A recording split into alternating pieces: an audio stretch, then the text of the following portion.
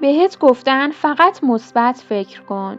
بهت گفتن جهان مهربونه و اگه خوب باشی همه چیز خوب پیش میره.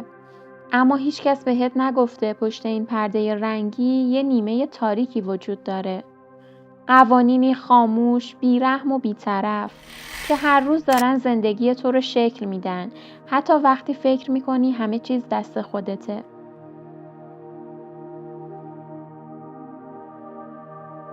این ویدیو برای کساییه که جرأت دارن چشمشون رو باز کنن و نیمه پنهان بازی رو ببینن. اگه آماده‌ای بیا با هم وارد سفری بشیم که خیلیا ترجیح میدن هیچ وقت پا بهش نذارن. ما همیشه فکر میکنیم آدمای اطرافمون باعث آزارمون میشن. رفتاراشون، حرفاشون، شخصیتشون. اما قانون اول میگه هر چیزی که تو رو در دیگران تحریک میکنه در واقع انعکاس زخمیه که هنوز درونت نگاهش نکردی. وقتی از کسی بدت میاد، وقتی حرصت میگیره و یا وقتی قضاوت میکنی، داستان درباره اون آدم نیست، داستان درباره توئه. تصور کن کسی جلوت خودنمایی میکنه، اعصابت خورد میشه و میگی چقدر آزاردهنده است. اما اگه این نیاز به دیده شدن درونت سرکوب نشده بود، اصلاً توجهی بهش نمی‌کردی. اون آدم فقط دکمه زخمی رو فشار داده که سالها پشت پرده قایم کردی. اون حسای بیدلیل، اون دلزدگی‌های ناگهانی، همه آینه‌ن. کائنات آدم‌ها رو میذاره جلوی تو تا سایه‌هاتو ببینی.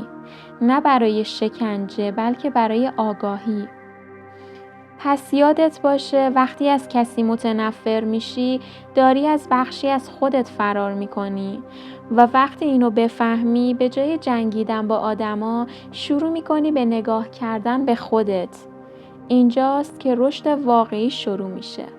ما فکر میکنیم اگه با مشکلمون بجنگیم نابودش میکنیم. اما حقیقت اینه که هر چیزی که باهاش میجنگی همون لحظه داری بهش انرژی میدی. وقتی میگی نمیخوام تنها باشم، توجهت قفل میشه روی تنهایی. وقتی میگی نمیخوام فقیر باشم، تمرکزت میره سمت فقر. و وقتی میگی نمیخوام شکست بخورم، ذهنت مدام شکست رو مرور میکنه.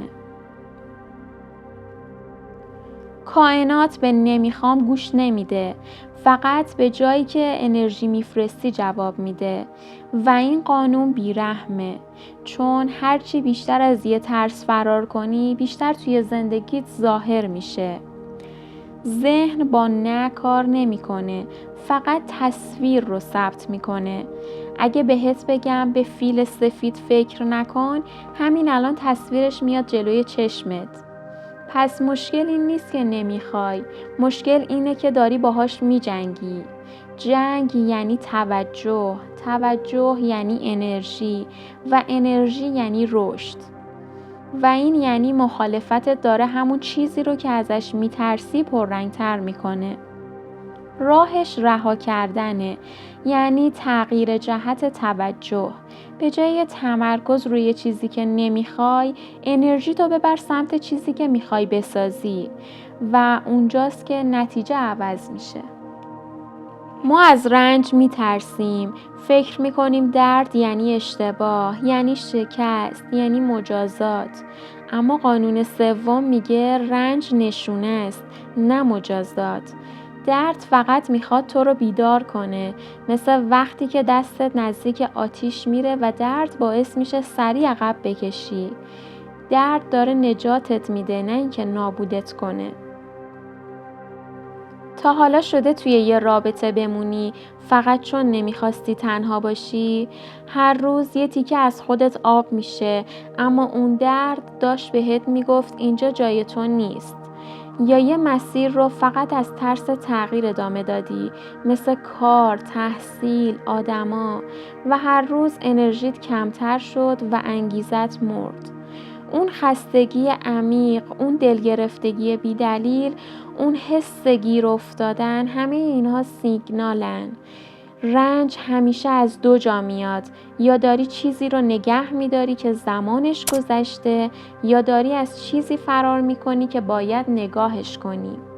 وقتی از درد فرار میکنی رنج طولانی تر میشه، اما وقتی میشینی و نگاه میکنی ببینی چی تو رو خسته کرده، چی دیگه با تو هماهنگ نیست، اون لحظه رنج تبدیل میشه به راهنما.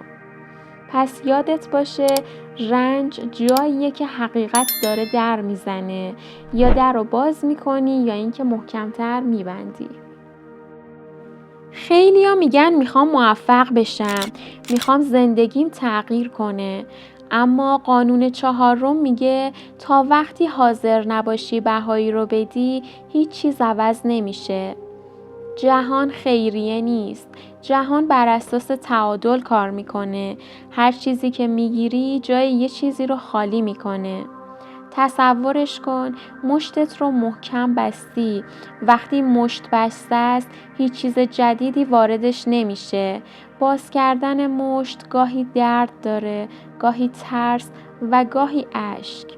اما تا بازش نکنی چیزی تغییر نمیکنه. آرزو ارزش نداره. ارزش اون چیزیه که برای رسیدن بهش از دست میدی.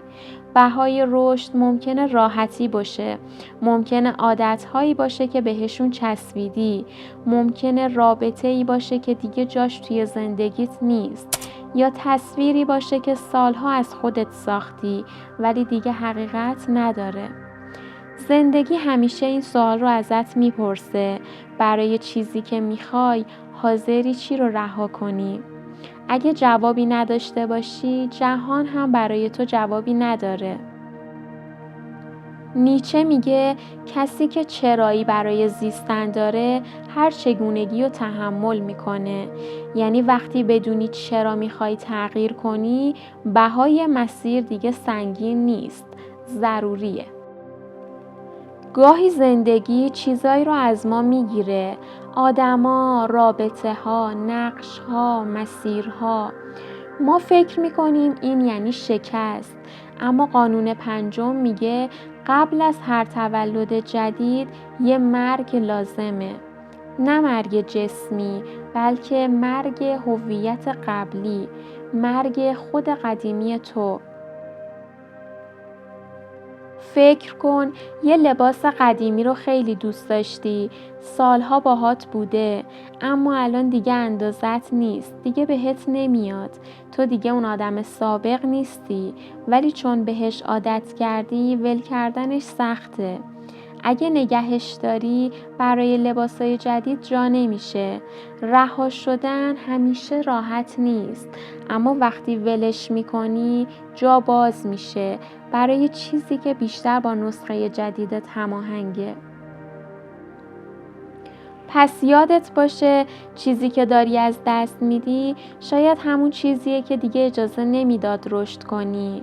تمام شدنها دشمن تو نیستن، بلکه اینها فصلن و هر فصل که تموم میشه یعنی وقت فصل بعدی رسیده. خیلی وقتا فکر میکنیم چون سختی کشیدیم، چون دلمون شکسته یا چون نیتمون خوبه جهان باید با ما راه بیاد. اما قانون 6 میگه جهان نه به احساسات تو جواب میده نه به آرزوهای تو.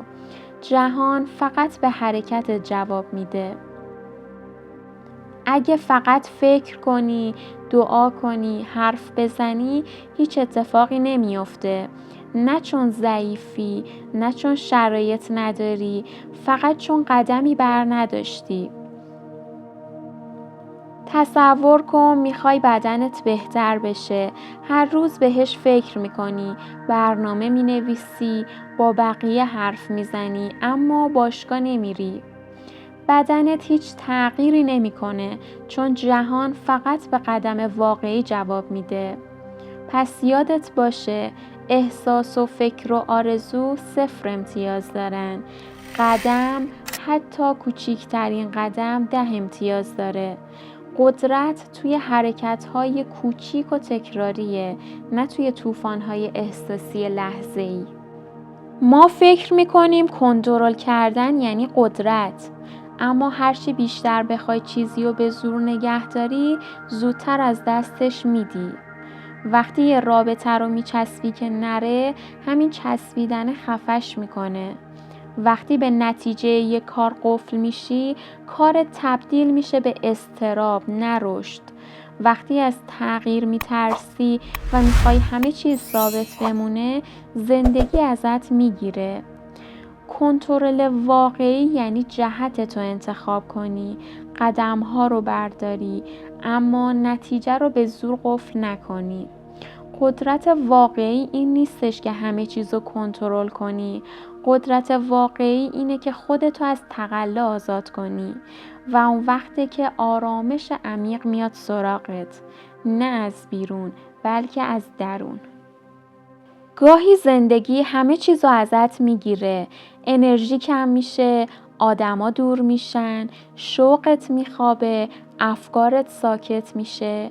انگار یه سکوت عجیبی رو حس میکنی. ما این حالت اشتباه رو فکر میکنیم افسردگیه و یا اینکه شکسته. اما قانون 8 میگه وقتی جهان چیزی رو ازت میگیره، داره جای تو رو برای یه چیز تازه خالی میکنه. این سکوت مقدسه، این خلأ پایان یه مرحله است و آماده کردن تو برای مرحله بعد. اما فقط وقتی میرسه که عجله نکنی، فرار نکنی و این جای خالی رو با آدم اشتباه و یا سرگرمی اشتباه پر نکنی. تا وقتی اتاقتو خالی نکنی، جایی برای وسایل جدید نیست. تا وقتی خودتو خالی نکنی، جایی برای نسخه جدیدت نیست. پس وقتی زندگی ساکت میشه، آروم باش و گوش بده. خیلیا فکر میکنن گذشته تموم شده و دیگه قابل تغییر نیست. اما گذشته فقط چیزی نیست که اتفاق افتاده. گذشته چیزیه که ما چطور به یادش میاریم. یعنی گذشته ثابت نیست. سیال قابل بازنویسیه. کاری که امروز میکنی میتونه معنی گذشته تو عوض کنه. یه خاطره رو به یاد بیار، زخمی که سالها با خودت حمل کردی. اون اتفاق دیگه اینجا نیست، فقط داستانشه که توی ذهنته. اگه داستانو عوض کنی، خاطره هم عوض میشه و وقتی خاطره عوض شد، آینده هم عوض میشه. درمان گذشته یعنی ببینی چی بهت یاد داده و تصمیم بگیری ازش استفاده کنی، نه اینکه اسیرش بمونی. گذشته وقتی با آگاهی نگاهش کنی، تبدیل میشه به سوخت آینده. ما فقط با زخمای خودمون زندگی نمی کنیم، با زخمای نسل‌ها، خانواده‌ها، فرهنگ‌ها و تاریخ هم زندگی می کنیم. خیلی از ترس‌ها و محدودیت‌هایی که داری از تجربه‌های تو نیومده، از تجربه‌های پدر و مادرت، از نسل قبل، از زخمایی که هیچکس درباره‌اش حرف نزد. تصور کن یه خونه قدیمی بهت دادن، وسایلش، دیواراش، بوی نمش همه باقی مونده. تو واردش میشی و فکر میکنی زندگی همینه، اما این خونه رو تو نساختی، بهت داده شده. الان تو باید تصمیم بگیری نگهش داری یا بازسازیش کنی. تو مسئول زخمی که بهت رسیده نبودی، اما مسئول درمانشی. نه برای اینکه مقصر باشی، برای اینکه آزاد بشی. وقتی سایه رو ببینی، دیگه تکرارش نمی کنی، دیگه انتقالش نمیدی. اینجا حلقه انتقال زخم میشکنه و تو میشی اولین آدم نسلت که آزاد میشه. این سفر 10 مرحله‌ای تو رو از نور و سایه گذر داد. قدرت واقعی این نیستش که همیشه قوی باشی. قدرت واقعی اینه که آگاه باشی. آگاهی نقطه‌ایه که بازی رو از حالت قربانی بودن به حالت خالق بودن تغییر میده. پس این هفته فقط یه قانون انتخاب کن، همشو نه. یکی که بیشتر از همه تو رو تکون داد. ببین کجاها توی زندگیت عمل میکنه، بنویسش، لمسش کن و یادت باشه تو کسی نیستی که زندگیشو تحمل کنه، تو کسی هستی که زندگیشو میسازه. حالا نوبت توه. توی کامنت ها بنویس برام کدوم قانون بیشتر از همه باهات حرف زد. این فقط یه ویدیو نیست، یه سفره و سفر وقتی کامل میشه که تو هم صداتو بهش اضافه کنی.